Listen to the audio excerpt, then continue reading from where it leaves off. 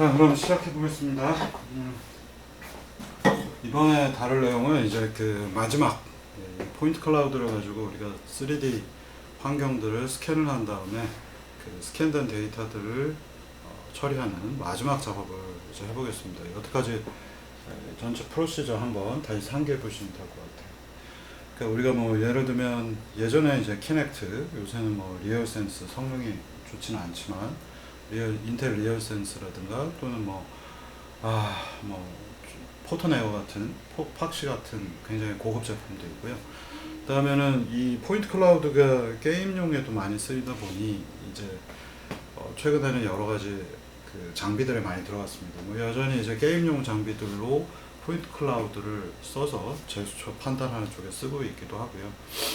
다음에는 이제 휴대폰에 사실 들어갔죠. 그래서 여러분들 휴대폰에 보시면은 그 얼굴 인식하는 부분들에 TOF 계열들 센서들이 들어가 있습니다. 그리고 뭐 TOF를 아닌 다른 형태로 쓰는 경우도 많이 있고요. 그래서 제일 중요한 건 어쨌든 우리가 뭔가 주사선을 뿌려가지고 이 깊이 정보들을 뽑아내게 되면 주사선을 이렇게 일괄적으로 쏘고 그 다음 쏘고 그 다음 쏘고 그 다음 쏘다 보면 얘들이 나가는 방향은 일정하기 때문에 이렇게 쏘고 이렇게 쏘고 이렇게 쏘고 위치는 알고 있고 그 다음에 깊이 정보, 뎁스들을 파악해서 포인트 클라우드를 얻어내는 것이 거의 굉장히 보편적인 센서군의 하나로 정해지고 있습니다.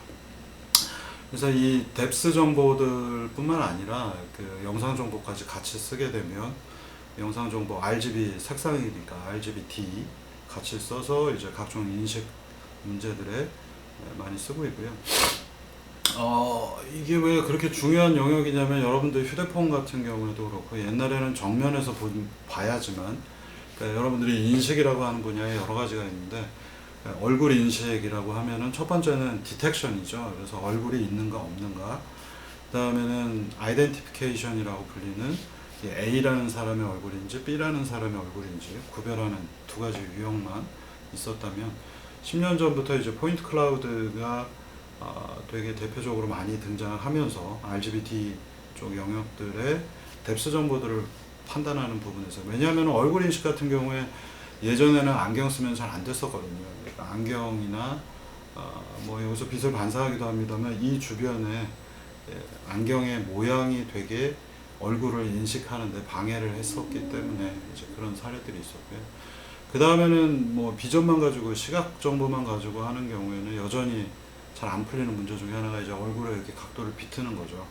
그래서 이 얼굴을 비틀었을 때에 3D 쉐입들이 등장하고 그걸 최근에 이제 한 4, 5년 됐죠. 인트라페이스 같은 카네기 멜론에서 만든 인트라페이스 같은 경우에는 굉장히 성능 좋게 눈 크기, 입술 모양, 턱선까지 잘 잡아주는 이런 게 나왔습니다만 여전히 이제 완전히 이렇게 고개를 돌리고 있다거나 하면은 인식하는 데는 어려움이 있죠. 그래서 고개를 돌렸는지 아닌지 판단하기 위해서도 필요한 정보 중에 하나가 이 포인트 클라우드가 되겠고요. 포인트 클라우드를 추출할 수만 있다면 이게 앞쪽을 쳐다보고 있는지 옆면을 보고 있는지 알 수 있기 때문에 부가적으로 쓸데없는 얼굴 인식, 이 상태에서 얼굴 인식 계속 해봐야 시간 낭비이자 데이터 낭비인 거죠. 그래서 이런 포인트 클라우드의 활용이 굉장히 높은 그런 상태에 있습니다.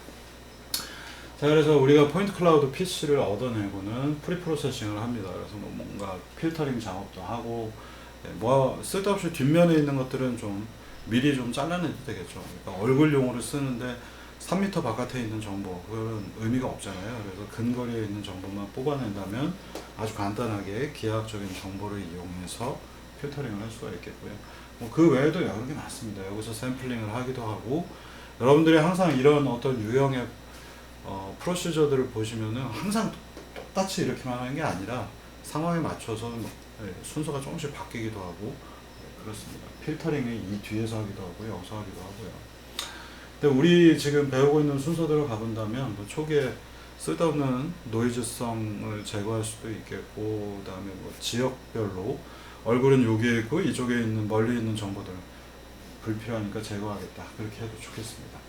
그리고 나서는 이제 이 데이터를 잘 처리하기 위해서 얘들이 공간상에 어디 있다라는 것을 빨리 처리하기 위한 데이터베이스로 KD 트리를 사용을 합니다. 그래서 이 KD 트리 꽤 초반에 제가 얘기를 드렸고, KD 트리를 토대로 해서 어떤 점에 한 점에 노멀 벡터를 구해야 되는데 그 주변에 있는 네이버들을 구해서 니어레스트 네이버들을 구해서 얘들을 가지고 PCA로 평면을 만들어서 우리가 노멀 벡터를 뽑았습니다. 근데 이제 솔직하게 얘기 드리면 요새 있는 많은 이 캡처 장비들, 그 포인트 클라우드를 얻어주는 장비들은 이미 이 프로시저에 관련된 것들을 고속 처리하기 위해서 내부에서 노멀 벡터를 뽑아서 주는 경우도 굉장히 많습니다. 어쨌든 여러분들이 샘플링을 어떻게 하냐 이런 것들 때문이라도 노멀 벡터에 대한 것들은 구하는 방법을 알고 계시는 게 좋아서 우리 수업에서는 전부 다 이제 얘기를 했고요. 실제로 이 노멀 벡터를 구해보시면은 주변에 있는 점들을 가지고 우리가 PCA를 써서 타원 형태로 표현을 하기 때문에 이쪽에 연산량이 좀 높습니다. 그래서 실제로 해보시면 노멀 벡터 구하는 연산량이 리그레션 하는 것보다 꽤 길게 나타나요. 개수가 많으면 많을수록, 그리고 우리가 주변에 있는 네이버들을 많이 잡으면 잡을수록, 왜냐하면 어떤 점들이 있는데 그 주변에 있는 점들이 몇 개일지는 솔직히 좀 알기가 어렵겠죠. 그래서 그러다 보니 이제 되게 규칙적으로 PC를 얻어내게 되면, 예를 들어서 640, 480 해서 640 곱하기 480의 PC를 얻어낸다. 640 곱하기 480 하게 되면 약 30만 개가 되는데, 걔들은 일렬 배치가 되어 있기 때문에 노멀 벡터 구하는 데도 네이버들 구하는 게 되게 손쉽고 좀 편한 편이죠. 근데 그럼에도 불구하고 한 점은 여기 있고 바로 옆에 칸에 있어야 되는 점은 뎁스가 깊어서 저 멀리 있다면 요 사이에 있는 것들을 네이버로 볼 수가 없습니다. 그래서 이런 것들을 처리하기 위한 또 다른 방법론이 있는데, 우리 예제에서는 이걸 샘플링을 치거나 아니면 앞부분에서 프리프로세싱을 하게 되면 군데군데 듬성듬성 구멍이 뚫려 있는 PC들이 나타날 것이기 때문에, 우리가 이 평면에서 본다면 이렇게 640, 480으로 30만 개가 배치되어 있는 게 아니라 샘플링을 한다거나 필터링을 해서 뒤에 걸 날리게 되면 요 사이 옆에 있는 것들의 관계가 깨지잖아요. 그래서 NN을 써서, 니어레스트 네이버를 써서 주변에 있는 녀석들을 구하고 거기에서 PCA로 노멀 벡터 구하는 방법을 설명을 드렸습니다.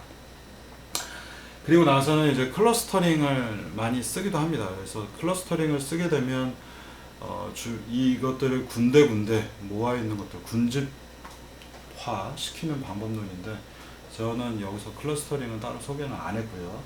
그래서 이 클러스터링을 제거하고서 이제 곧바로 랜색으로 이 데이터들을 랜덤 샘플링해서 특정한 모양들을 뽑는 것들을 설명을 드렸습니다. 그래서 이 특정 모양을 뽑는 것들은 뒷면을 제거하는, 뒤에 있는 백그라운드를 제거하는 데도 의미가 있습니다만, 이제 뒤에서 나오게 될 매칭 기법을 적용하기 위해서 실린더인 데이터와 네모난 데이터가 있다면, 예를 들어서 실린더 뭐 이런 게 있고, 이게 이제 실린더가 되겠고요. 이 뒷면은 평면이 되는데 이렇게 되어 있는데 매칭을 하고 싶어요. 그래서 이것만 뽑아가지고 이 녀석의 데이터만 실린더에다가 매칭을 해서 얘가 어떻게 생겨 있는, 어떤 변환을 한 실린더인지 찾고자 하는 기법, 그게 이제 ICP 기법이 되겠습니다. 근데 이제 평면도 있고 이 녀석도 있다면은 이거를 실린더에다 매칭을 해보면은 통째로 포인트 클라우드니까 잘 안 되겠죠, 이 뒷면 때문에. 그래서 세그멘테이션을 한 다음에 실린더의 후보금 찾고요. 그다음에 평면의 후보금 찾아서 다시 그거를 얼마만큼의 변환으로 되어 있는가를 찾는 부분이 이 매칭이 되겠습니다. 그래서 오늘은 최종 매칭에 대한 부분을 얘기를 드리겠고, 매칭이 끝나게 되면 데이터들이 호모제니어스 트랜스폼으로 표현이 되기 때문에 포지션과 오리엔테이션에 대한 정보, H 매트릭스 초반에 배웠잖아요. 그 형태로 얘들을 재분리할 수가 있습니다. 그래서 이 ICP 매칭은 굉장히 중요한 기술군 중에 하나가 되겠고요. 경우에 따라서는 문제에 따라서 필터링하고 KD 트리 만든 다음에 노멀 벡터를 안 구하고요. 랜색으로 ICP에다가 집어넣어서 찾는 형태도 있습니다. 그러니까 데이터가 두 가지가 이렇게 평면하고 실린더가 있는데 이 중에 일부를 뽑아가지고 ICP 매칭에다 넣어보고 좋은 것들을 렌색화해서 찾아내려고 하기도 하고요. 그래서 이 프로시저들은 일반적인 것들을 얘기하지 문제에 따라서는 이 방법론들은 조금씩 다 달라집니다. 그래서 여러분들이 포인트 클라우드를 이해하실 때 주요 기술군들, 뭐 필터링은 뒤에 있는 거 제거하고 뭐 세그멘테이션이 잘 돼야 이것도 제거할 수 있는 거니까요. KD 트리의 활용, 그리고 항상 뭔가 프리미티브들을 뽑으려고 하면 노멀 벡터가 필요하다는 거, 이 노멀 벡터는 뒤에서도 조금 또 한번 얘기를 하겠습니다. 그리고 클러스터링은 뭐 데이터들을 군집화시켜서 우리가 뭔가 찾아야 되는 대상이 손바닥에 있는데 지금 보시면 이게 제 오른손이고 이게 왼손이잖아요. 내가 찾고자 하는 건 오른손인데 왼손 데이터를 자꾸 넣어봐야 의미가 없잖아요. 그래서 왼손 따로 분리하고 오른손 따로 분리해서 세그멘테이션 또는 클러스터링으로 그렇게 한 다음에 클러스터링된 오른손만 데이터를 집어넣어서 오른손을 찾겠다. 이런 식으로 활용이 가능합니다. 그래서 몇 가지 키워드들이 있지만 얘네들의 일반적인 이건 순서가 되겠고요. 상황에 따라서 뭐 노멀 벡터를 안 구하기도 하고 렌색을 ICP하고 같이 하기도 하고 필터링과 렌색을 같이 합치기도 하고 클러스터링과 렌색이 같이 하나로 합쳐지기도 하고 뭐 그렇습니다. 그래서 데이터의 상태 그리고 내가 뽑고자 하는 최종 대상이 무엇이냐에 따라서 이 방법론들은 조금씩 순서나 어떻게 조합하는지가 좀 달라집니다. 자, 그래서 이제 다음 단계로 넘어가 보시면요. 이 매칭이라는 것이 무엇인지를 먼저 좀 설명하겠습니다. 매칭은 말 그대로 매칭이죠. 뭐 여기 A하고 B하고 같이 짝지어주는 관계들, 이걸 이제 매칭이라고 보통 부르는데, 여기서는 이제 공학적으로 매칭이 무엇인지 조금 포괄적인 내용들 몇 가지도 같이 설명을 드리겠습니다. 왜냐하면은 그 ICP 매칭의 ICP 방법론 자체는 굉장히 쉽습니다. 그래서 예전에 뭐 뒤에서도 한번 얘기하겠지만 ICP를 어떤 논문을 보고서 이거를 한번 평가를 해달라고 해서 어떤 업체용 제가 한번 했던 적이 있는데 뭐 정말로 보고서 뭐 2시간 만에 만들어서 잘 돌아갔던 별거 없는 방법론 자체는 굉장히 수월한 방법론이 되겠습니다. 그래서 조금 더 매칭에 대한 여러 가지 사례들을 알려드리도록 하겠습니다. 이게 뭐 요새 뭐 AI다 뭐다 얘기가 많이 나오고 있습니다만 뭐 딥러닝이다 얘기가 나오지만 이런 것들은 그 딥러닝 계열이나 이런 부분들은 하나의 도구이자 툴입니다. 그래서 그 필드 어떤 분야 자체가 되기는 조금은 좀 지금은 좀 애매한 상태이고요. 이 매칭 관련된 거는 역시 또 딥러닝을 가지고도 매칭을 많이들 합니다. 그래서 연산량을 줄이기 위한 어떤 시도들이 이 매칭 쪽에 이제 많이 등장을 하고 여러 가지 매칭에 대한 사례들을 여러분들이 좀 알아두시면 좋겠습니다. 자, 이제 제일 간단한 매칭은 사실 이제 뭐 영상 처리, 비전 쪽 이런 부분을 조금이라도 들어보신 분들은 이 템플릿 기반의 매칭을 하는 것들을 좀 보셨을 거예요. 그래서 정확하게 좀 정의를 한다면 2차원 또는 3차원의 포인트들 또는 어떤 픽셀들이 있는데 또는 포인트를 조금 더 우리가 유닛화하게 표현해서 박셀이라고 하는 3차원 형태의 데이터로도 얘기할 수 있겠고요. 그러니까 정수 단위로 뭔가 그리드를 치게 되면 포인트 자체는 여러분들이 여태까지 보신 것처럼 포인트 클라우드에서 포인트는 XYZ 공간 안에 연속적인 공간 안에 한 점들을 뜻하죠. 그래서 벡터로 표현할 수가 있을 텐데 얘들을 뭔가 그리드로 쪼개기 시작하면 픽셀은 잘 생각해 보시면 좌표 몇에 있는 거죠. 뭐 X좌표 100 좌표에 가면 점이 하나 찍혀 있다. 이거는 뭔가 실수 공간을 우리가 그리드로 깍두기처럼 잘라내서 정수화시킨 한 사례가 되겠습니다. 그래서 포인트로 표현하면 3차원인 경우에 포인트는 연속적인 공간 안에 벡터로 표현하겠지만 이걸 그리드를 치게 되면 우리가 2차원은 픽셀, 그다음에 3차원인 경우에는 박셀이라고 불리는 뭔가 큐브 형태의 정육면체들로 보통 표현을 합니다. 그래서 데이터가 여기에 뭔가 여기에 점이 있고 여기에 점이 있는데 이 두 가지는 같은 것이다 라고 지칭하는 행위 자체를 이제 매칭이라고 보통 부르고요.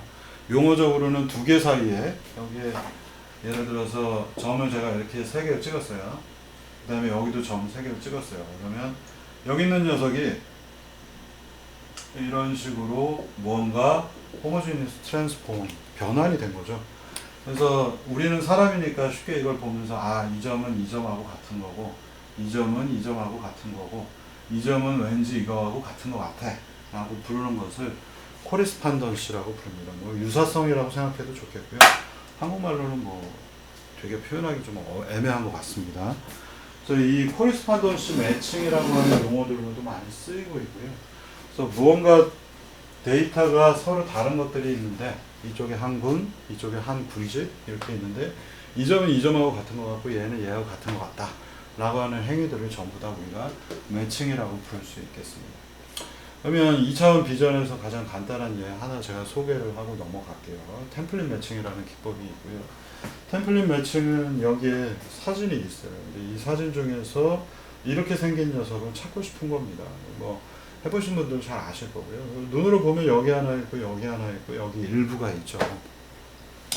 이거를 뭐 물론 이제 템플릿 매칭은 시간이 되게 많이 소요되고 그다음에 영상이 비틀리게 되면 에러가 굉장히 많아지는데 아주 간단한 아이디어를 낸 겁니다. 그래서 여기에 샘플 공간을 UV라고 하는 2차원 벡터들로 표현을 하고 여기에는 이게 색깔이죠. 인텐시티라고 불리면 이 녀석의 지금 흑백으로 되어 있으니 RGB 영역은 세 개의 축이 하나의 어떤 i라고 하는 값으로 프로젝션이 된 거고 그 i 값이 높으면 뭐 하얀색, 이 값이 작으면 까만색 이렇게 부를 수 있겠습니다. 그레이 레벨로 여러분들이 다이렉트를 생각하셔도 좋겠습니다. 자, 그러면 이제 이 위에 한 점에 이 녀석이 가서 붙을 수 있냐라는 걸 평가하는 겁니다. 그래서 여기에 있는 이 녀석이 여기에 대해서 비교를 해보니까 서로 너무 다르죠. 그러면 요 옆에 비교해보고 제일 비슷한 걸 찾는 겁니다. 이렇게 매치, 이렇게 요 부분하고 비슷하네 이 점이 라고 하는 형태로 찾기 위해서는 I 값하고 S 값 두 가지의 차이 값을 가지고 우리가 문제를 만들면 되는 거고요. I하고 S의 두 개의 차이이기 때문에 거리 형태로 표현을 했고요. 그래서 두 개의 차이를 제곱을 해서 차이가 플러스도 있고 마이너스도 있으니까 스퀘어 해서 제곱을 해주고는 그 값이 모든 S 위에 있는 UV 그리고 여기서부터 이렇게 다 움직여 다니면서 모든 X하고 Y에 대해서 미니멈 값을 찾으면은 이게 바로 가장 비슷한 점이 어딘지를 찾는 그 방법론이 되겠습니다. 근데 그냥 제일 가까운 것만 찾으면 문제가 생기기 때문에 이 수식, 이 값을 최소화하기 위해서 이 수식을 마저 풀어보면 쉽게 표현하면 미니멈 i 빼기 s의 제곱이니까 i 제곱 더하기 s 제곱 빼기 2 i 곱하기 s가 나올 거고요. i 제곱은 이거 자체의 색상이죠. 여기에 하얀색이 많으면 이쪽이 되게 i 제곱이니까 하얀색이 많으면 인텐시티가 높아져서 얘 자체가 되게 높게 나오겠죠. 그래서 i 제곱이 높게 나올 거고요. 샘플이 예를 들어서 하얗거나 예를 들어서 얘가 너무 까맣다라고 하면 s 제곱 이 샘플 자체에 S제곱이라고 하는 요소가 낮거나 높거나 하겠죠. 그래서 I제곱이나 S제곱은 서로 간에 관계가 없는 서로 독립인 인디펜던트 요소이니까 I제곱, S제곱이 각각 어떤 값이든지 이 미니멈을 결정하는데 큰 역할을 해주지 못하고요. 대신에 마이너스 I 곱하기 I하고 S I라고 하는 이미지하고 샘플하고 두 가지 사이의 관계가 어떻게 되는가 라는 부분 이 부분이 이제 키포인트가 되겠습니다. 자, 그래서 여기 마이너스 부호가 붙어 있기 때문에 i제곱은 i제곱대로 뭐 독립적인 요소니까 s하고 상관이 없으니까 얘는 어떤 값을 가질 것이고 s제곱은 또 샘플 독립적인 요소니까 얘네들은 더 이상 우리가 미니마이즈 시킬 수 없는 거고요. 얘네 두 개를 제거하고 보면 미니멈 마이너스 is가 되기 때문에 마이너스를 미니멈화 한다는 건 거꾸로 얘기하면 맥시멈 i 곱하기 s가 되겠습니다. 그래서 i하고 s 이 두 가지의 곱이 가장 높은 점을 찾게 되면 그걸 만족하는 그때 x, y 포지션을 찾을 수가 있겠습니다. 그래서 얘가 색상이 높으냐 낮으냐 얘의 색상이 높으냐 낮으냐하고 상관이 없어요. i제곱하고 s제곱은 제거하고서 두 개의 곱만 확인하는 코릴레이션이죠. 사실은 여러분들이 익스펙테이션으로 표현되는 기대치 이런 것들 평균 되는 것들을 배우셨잖아요. 근데 예를 들면은 여기서 i하고 s는 각각의 독립적인 요소들 x하고 y가 서로 독립이다라고 하면 얘네들 두 가지 사이의 관계는 뭐 x를 x대로 평균을 가질 거고 y는 y대로 평균과 분산을 가질 텐데 이 두 가지가 서로 어떻게 물고 물리는 관계인가 이런 부분을 보고 싶어 하는 겁니다. 그래서 이 두 가지가 코릴레이트 공분산이라고 해야 되겠죠. 요 경우에 이제 수식을 베리언스로 표현하면 코베리언스를 보고자 하는 것들이고요. 그래서 여러분들이 이 x하고 y가 각각의 랜덤 변수들인데 이 두 가지 사이의 곱을 본다라는 것은 이 두 가지 사이의 관계를 보겠다는 것입니다. 그래서 여러분들이 공분산, 코베리언스, 코릴레이션 여러 가지 용어들로 부를 수 있는데 그런 부분은 여기서는 더 이상 조금만 얘기하겠습니다. 그래서 미니멈 디스턴스를 본다는 의미는 결국은 두 가지 사이의 공분산에 해당하는 코베리언스를 맥시마이즈 하겠다라는 의미로 바꿔서 보실 수 있겠습니다. 오늘 날씨가 덥네요. 그래서 만약 찾아보면 여기나 여기가 되게 이 i하고 s를 곱한 부분의 값이 높게 나타나겠습니다. 이런 것들이 이제 매칭의 한 사례입니다. 그래서 양쪽에 똑같은 것들을 찾고자 하는 노력들, 그게 바로 매칭 문제가 되겠습니다.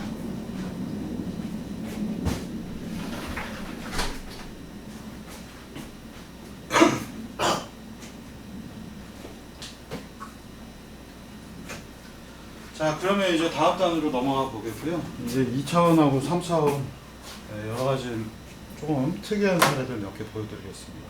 이 매칭은 현재 딥러닝을 그냥 쓰겠다라고 하면 더 이상 할 얘기가 없는데 모델 기반의 여러 가지 공학적인 지난 10년, 15년간의 공학적인 여러 가지 기법들에서 굉장히 중요한 이슈로 떠오르고 있어요. 그래서 이 매칭은 결국은 여기 사과 그림이 있고 여기 사과가 있는데 두 개가 똑같다라는 걸 알아야 되잖아요. 그러니까 지능형 문제들을 처리하고자 할 때 이 매칭들이 굉장히 많이 등장을 합니다. 똑같은 거 두 개를 찾는 거니까요. 자, 그래서 포인트 클라우드 관련된 것도 있지만 여러분들이 또 다른 몇 가지 제가 사례를 얘기를 드릴게요. 대표적인 게 이제 멀티 카메라들, 멀티 뷰를 이용한 이 매칭 분야들에서도 이게 굉장히 많이 쓰입니다. 그래서 예를 들면 카메라가 두 개가 있어서 스테레오 비전을 가지고 왼쪽 카메라, 오른쪽 카메라 영상을 찍은 다음에 우리가 왼쪽 눈, 오른쪽 눈 보고 얘네 두 개 봤던 이미지가 겹쳐야 되겠죠. 그래야 왼쪽에서 본 이미지하고 오른쪽에서 본 이미지 두 개가 겹치는 어느 포인트들이 겹치는지를 알아야 그때서야 우리는 이 문제를 아까까지는 평면이었는데 얘들을 서로 다른 각도에서 보고 그 다음에 두 개가 3차원 공간 안에서 뭔가 볼륨을 갖도록 문제들을 바꾸기 위해서는 또다시 매칭 기법들이 들어갑니다. 그래서 하나의 사례로서 보여드리면 천정을 두 개의 카메라를 봤는데 얘네들 두 가지 사이에는 우리는 사람이니까 지능을 갖고 있는 에이전트들이기 때문에 이 점하고 이 점이 같고 이 점하고 이 점이 같겠지 라는 것들을 알게 됩니다만 이러한 점들만 존재할 때 두 개 사이에 매칭 관계들을 찾아내는 게 쉽지가 않습니다. 그래서 보통 많이 쓰이는 시프트, 스케일 인베리언트 필터 쓰고 그다음에 두 개 사이의 관계를 또 찾아야 되니까 여기도 여러분들이 배우셨던 렌색 기법이 또 사용이 됩니다. 그래서 제가 처음에 이제 렌색을 보게 됐던 건 사실 이 문제 펀더멘털 매트릭스 구하는 부분에서 처음 봤는데 그래서 여기에 왼쪽 이미지가 있고 오른쪽에 또 이미지가 있는데 이 위에 되게 비슷해 보이는 점들 여기에 있는 점 여기에 있는 점 얘네들 간의 관계를 서로가 어떤 녀석과 어떤 녀석이 연관성이 있다는 걸 렌색 기법으로 찾아내는 것이 이 스테레오 비전 쪽에서도 활용이 됩니다. 그래서 되게 중요한 코리스판던시 매칭이라고 불리는 기법을 여기서 잠깐 얘기를 드리겠고요. 다음에는 이제 포인트 클라우드 쪽으로 넘어오면요. 우리가 이렇게 생긴 녀석이 우리가 알고 있는 실린더, 텀블러 데이터라고 하면 그걸 이 중에서 이러한 포인트 클라우드 중에서 찾아내는 과정 중에 하나입니다. 그래서 여러분들이 해보시면은 지난번에 세그멘테이션은 이런 모델 데이터가 없죠. 이게 없는 상태에서 단지 나는 이 중에 일부는 면이고 이 중에 일부는 실린더이고 이런 정보들을 찾아냈었죠. 이게 이제 세그멘테이션이고요. 근데 지금은 어떻게 되냐면 여기에 이제 모델이 있습니다. 근데 여러분들이 이걸 되게 조심해서 생각하셔야 되는데 예, 똑같은 물체 두 개가 있기 때문에 뭐 당연히 비슷한 거 찾으면 되지 않냐라고 생각하시는데 조금 문제가 까다롭습니다. 예를 들면은 이쪽에서 내가 모델을 추출을 하는데 이 텀블러의 데이터를 3차원 포인트 클라우드를 추출하려고 해요. 이렇게 추출했을 때 데이터와 이렇게 추출했을 때의 데이터는 서로 다른 것처럼 느껴지겠죠. 네? 우리가 데이터 레벨에서 보면 이 정도 거리에 놓고 했을 때는 사이즈가 대충 이 정도로 포인트 클라우드들이 막 얻어질 텐데 조금 앞에서 측정을 하게 되면 얘는 크기가 좀 큰 걸로 느껴지겠죠. 포인트 클라우드 자체로만 보면요. 그렇기 때문에 이 매칭을 하기 위해서는 이 안에는 스케일이라고 불리는 비율에 대한 것들이 또 심각한 문제점들이 됩니다. 그러니까 절대 크기가 없죠. 그러니까 근거리에서 찍으면 큰 것처럼 느껴지고요. 멀리에서 갖다 놓고 찍으면 작은 것처럼 느껴지기 때문에 그게 섞여 있는 공간에 뭐 갖다가 맞추기가 쉽지가 않습니다. 그래서 많은 문제들에서는 스케일이 들어가면 문제가 훨씬 복잡해지기 때문에 스케일을 적당히 맞춰놓고 한 1m 근방에서 찍었을 때 이런 영상이 나왔다면 모델도 1m 정도에서 찍어서 이렇게 생긴 녀석이 이 안에 어디 있는가 라고 하는 형태로 찾으려고 합니다. 그래서 이 결과 우리가 기존에 알고 있는 거를 이 안에서 찾아내고자 하는 노력, 그리고 이게 이 안에서 어떠한 위치에 어떠한 변환으로 배치가 되어 있구나 라고 하는 것을 찾아내려고 하는 것이 오늘 얘기 드리는 그 매칭 쪽의 주요 이슈가 되겠습니다. 덥다. 자, 그러면 2D 이미지를 갖고 그 리컨스트럭션 하는 부분, 여기에 대해서도 조금만 더 제가 기본적인 아이디어들을 설명을 드리면요. 왼쪽 눈으로 보고 이런 이미지가 나왔고 오른쪽 눈으로 보고 이런 이미지가 나왔는데 여기에서 특징점들, 피처들을 씁니다. 찾아냅니다. 그러면 뭐 모서리들이 대략적인 항상 피처가 되기 때문에 하나, 둘, 셋, 넷, 다섯, 여섯, 일곱 개 찾아냈고요. 그 다음에 이 영상을 보고 여기에서 피처를 찾았더니 하나, 둘, 셋, 넷, 다섯, 여섯, 일곱, 여덟 개. 네. 아까랑 개수가 다르죠. 여기는 7개고 여기는 8개입니다. 그리고 운 나쁘게도 이 두 부분에서 피처가 따로 추출이 됐습니다. 그럼 이 상태에서 여기에 있는 피처와 여기에 있는 피처가 무엇이 똑같을까요? 라고 하는 걸 찾아내는 겁니다. 그러면 운 나쁘게도 지금 요 부분하고 똑같아야 되는데 여기 두 개가 있고 그 다음에 잘 보시면은 이 면이 이렇게 좁혀져 있기 때문에 요 녀석하고 같을 거다라는 것들을 찾아내기가 조금 수월치가 않게 됩니다. 그래서 이 중에 있는 일부와 여기에 있는 일부가 어떤 거는 겹치고 어떤 건 안 겹칠 거 아니에요. 그래서 여기에 일부가 서로 같은 것일 거야 라고 뽑아내는 기법이다 보니 이 중에 일부를 뽑아서 매칭을 하기 때문에 일부를 뽑는다라는 표현, 샘플링하는 것이고 랜덤하게 뽑기 때문에 여기서도 랜색이 여기 이 문제는 랜색을 쓰는 것이 거의 대표적인 사례들 중에 하나가 되겠습니다. 그렇게 되면 최종적으로 펀더멘털 매트릭스라고 하는 역시 또 타원방 정식이 나왔죠. 지난번에 PCA 풀 때도 제가 타원방 정식 얘기 드렸는데 이 대표적인 사례들 중에 하나가 되겠습니다. 그래서 공학적인 문제들이 거의 대부분 지난번에 타원방 정식도 여기저기서 많이 쓰이고요.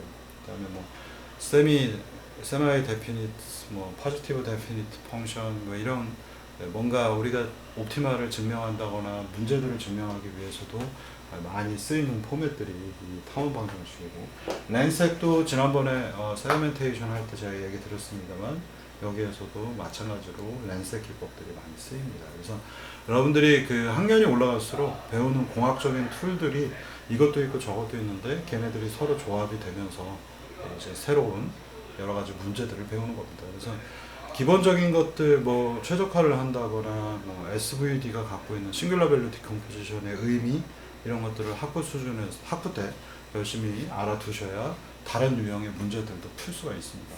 거의 그렇기 때문에 여러분들이 풀고 싶은 문제는 항상 이런 게 있는데 왜 나는 맨날 이런 걸 배울까? 학부 때는 그게 주요 고민거리입니다만 나중에 다 뼈가 되고 살이 되는 얘기들이라서 기본적인 내용들에 굉장히 충실하셔야 되겠습니다. 자, 그러면 이제 코리스판던시라고 하는 걸 여기서는 어떻게 알까요? 앞서서 얘기 드린 것처럼요.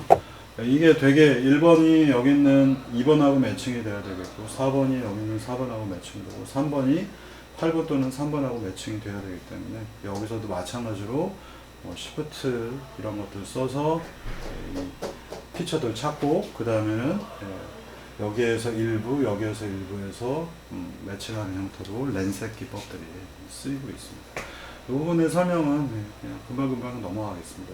프로젝션 매트릭스도 나오고 뭐 하는데 이 정도만 직관적으로 여러분들이 렌색에 대한 기본 개념은 배우셨기 때문에 여기 모든 점과 여기의 모든 점 중에 일부가 맞을 텐데 똑같은 거일 텐데 그걸 찾아내기가 수학적으로 정의해서 풀려고 그러면 굉장히 어렵기 때문에 문제가 개수도 다르고 그 다음에 여기의 일부와 여기의 일부가 매칭이 되는 거다 보니 수학적인 어떤 수식을 만들어서 코스트 펑션으로 이 문제를 풀기가 많이 수월하지가 않습니다. 그래서 렌색을 쓰는 거고요. 여기에도 샘플 이 피처들이 개수가 굉장히 많아집니다. 그래서 이 많은 것들 중에 다수의 왼쪽 것과 다수의 오른쪽 중에 일부가 서로 같다라는 걸 찾아내는 것 역시 렌색 기법이 우수하게 여기서 쓰입니다. 자, 포인트 클라우드는 뭐 지난번에도 얘기 드렸습니다만 키넥트 마이크로소프트가 좀 안타깝죠. 게임에는 잘 안 쓰이고 전부 다 이 키넥트는 로봇 쪽에서만 많이 샀기 때문에 로봇 쪽에서 많이 쓰이고 있는 장치였고요. 요새는 이제 좀 세대가 바뀌면서 또 다른 용도들로 이 대부분 이제 빈 피킹과 같은 여러분들이 이제 빈 피킹이라고 하는 예제도 한번 여기서 말씀을 드릴 텐데요. 이러한 용어이고요. 왼쪽 거는 뭐 키넥트 2의 예제입니다. 저도 웹에서 받아온 데이터가 되겠고 약 200만 개의 점 데이터 포인트 클라우드들이 이렇게 얻어주고 있고요. 키넥트 2는 굉장히 우수한 제품인데 요새 나오는 리얼 센스는 조금 많이 상태가 안 좋습니다. 그래서 쓰기에 조금은 불편함이 많은 센서가 되겠고요. 자, 오른쪽은 이제 포토네오 지난번에 얘기 드렸던 팍시로 찍혀져 있는 저 역시 웹사이트에서 이 그림 가져왔고요. 이런 겁니다. 이게 바로 빈 피킹이라고 하는 예제가 되겠고요. 여러분들이 자동화 라인에 이제 이 과목 자체가 원래 스마트 팩토리인데 요새는 스캐너 얘기만 하고 있어서 포인트 클라우드. 왜 이 스캐너가 중요한지는 제가 몇 번을 더 말씀을 드리고 있습니다만 자동화 라인에서는 모든 것들이 자동으로 처리를 하니까 좋구나라고 생각하는데요. 실제로 뭐 여기에 나사가 있어서 나사를 집어서 여기다 꽂아야 된다. 이런 공정들은 지난번에 로봇이 움직여서 물체를 잡고 그걸 가지고 변환해서 여기에다 갖다 꽂고 돌리면 되겠죠. 이런 식으로 로봇으로 처리하는 게 익숙한데 문제는 뭐냐? 또 다른 요 과정만 보면 자동화가 잘 되니까 되게 그럴듯해 보입니다. 그리고 많은 사람들이 거기서 만족을 하는데 실제 산업 현장에서는 그 나사를 누군가는 일렬로 세워줘야 되는 기능이 있겠죠. 이게 나사인 경우에는 그래도 뭐 진동을 한다거나 여러 가지 편법들, 피더들, 공급 장치들을 이용을 해서 나사가 이렇게 똑바로 오게 되는데 얘들의 위치도 약간 불분명하고요.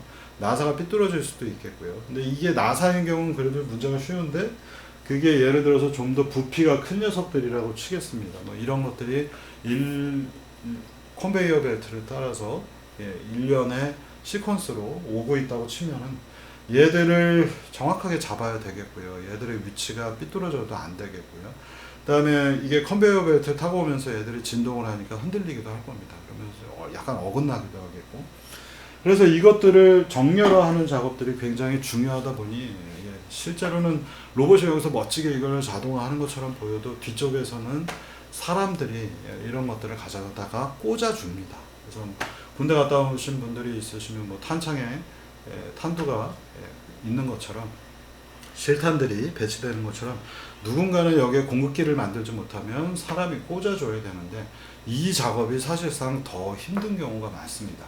이 꽂아야 되는 대상이 뭐 30kg짜리 철판이다 라고 하게 되면 실제로 그 과정이 더 어렵기 때문에 이 공정을 뭔가 자동화하는 것들이 최근에 굉장히 중요한 이슈가 되고 있습니다. 이 빈 피킹은 지난번에도 뭐 살짝 제가 아마 얘기 드렸겠지만 빈은 쓰레기통이고요. 그 안에서 찍어내는 겁니다. 피킹, 집어내는 과정이에요. 그래서 이 보시면 똑같은 부품들이 있고 그 중에서 잡기 편한 것들을 스캐너로 스캔을 한 다음에 어떤 걸 잡으면 좋을까? 예, 이게 모든 데이터가 추출하기 편하게 지금 보시면은 예, 이렇게 O자 같이 한국어에 이렇게 O자 같이 되어 있잖아요. 그래서 그렇게 된 녀석만 빨리빨리 매칭을 해서 찾아내고 이런 녀석들은 군데군데 잘려 있기 때문에 좀 어렵고 얘들은 정보가 부족하고요. 얘도 그냥 일자로 실린더로만 보이잖아요. 그래서 이런 것들 얘도 그나마 찾아내기 편한 녀석들인 것 같습니다. 그러면 이걸 스캐너로 찍어낸 다음에 연산을 통해서 매칭까지 해서 잡기 편한 거에 대한 코스트들을 따로 또 줍니다. 그래서 이 중에서 제일 잡기 좋은 건 무엇일까?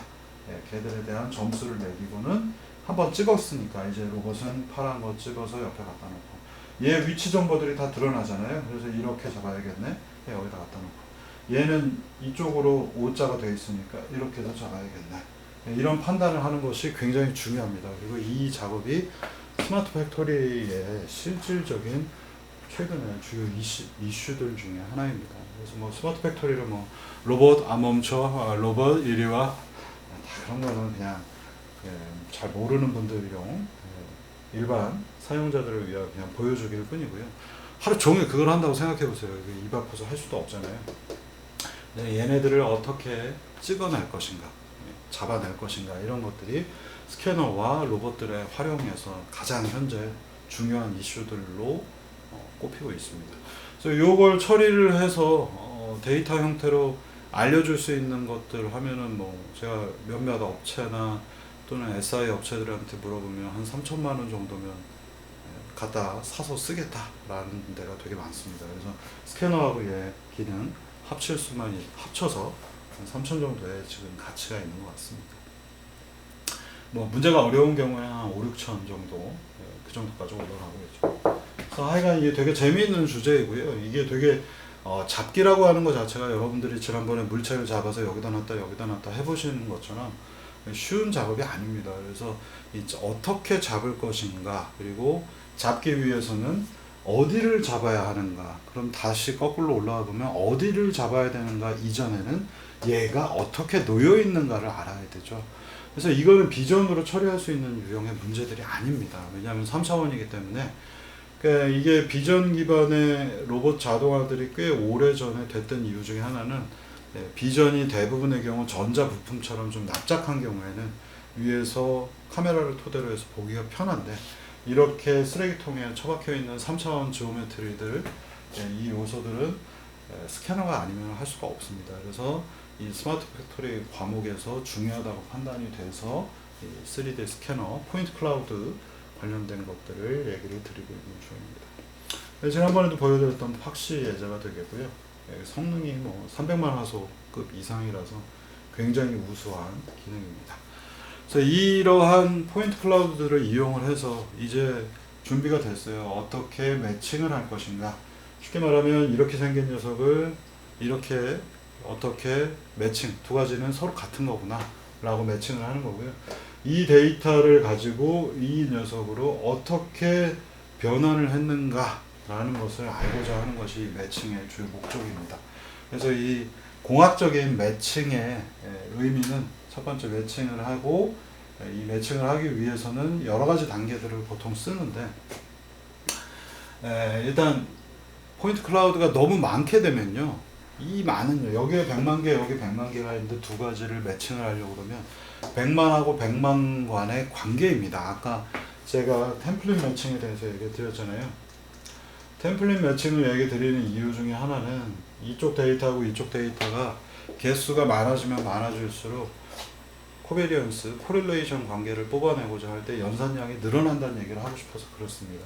여기에 픽셀이 굉장히 많고 여기도 많다면 두 개 사이의 관계를 탐색하는 데 시간이 많이 걸리겠죠. 마찬가지로 이 매칭은 개수, 수량에 대한 것들이 되게 중요합니다. 그래서 여기에 샘플이 있고 여기에 모델이 만약 있다면 얘들의 개수가 너무 많으면 100만 곱하기 100만을 해야 되기 때문에 연산량이 엄청나게 늘어나는 거고요. 그래서 그 연산량을 줄이기 위해서 100만 중에 일부를 한 1000개 뽑고, 여기서도 한 1000개 뽑아서 1000개 대 1000개의 비교를 하면 100만 번만 하면 되는 거죠.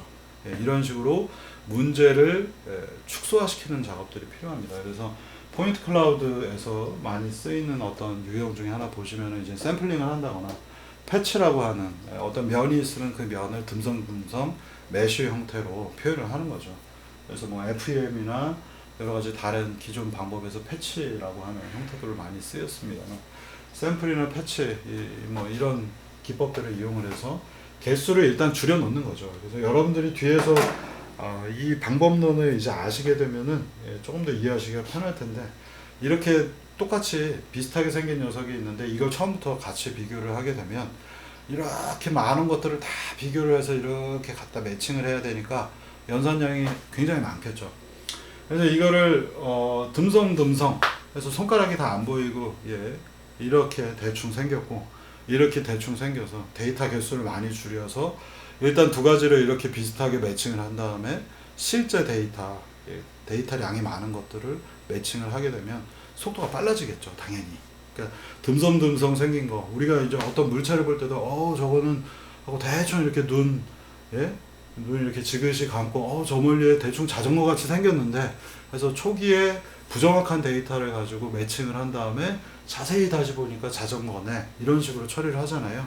그래서 데이터가 원래 이렇게 뾰족뾰족 손가락처럼 생겼다면 얘들을 대충 필터링을 해서 또는 샘플링을 해서 데이터의 수량을 줄여놓은 다음에 얘네들을 적당히 매칭을 해놓고 이 공간 근처에서만 원래의 데이터를 갖고 매칭을 하게 되면 이제 속도가 좀 빨라지겠죠.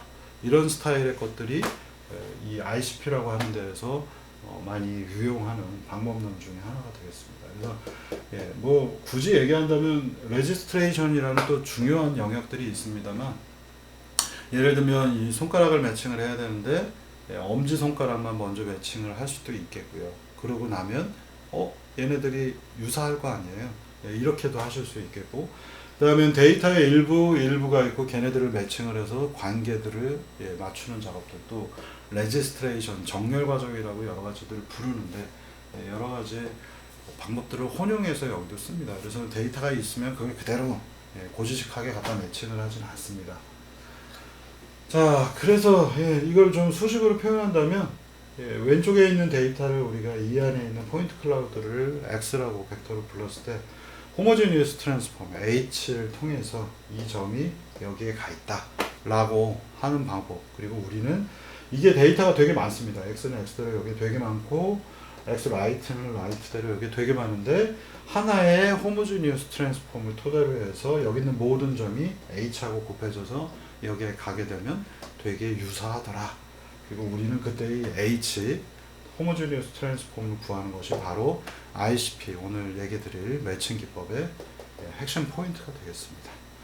그래서 이제 본격적인 그 ICP 쪽으로 넘어가도록 하겠고요. 여러분들이 이제 이 컨셉이 뭔지 적당히 설명이 된 것 같습니다. 잠깐 끊겠습니다.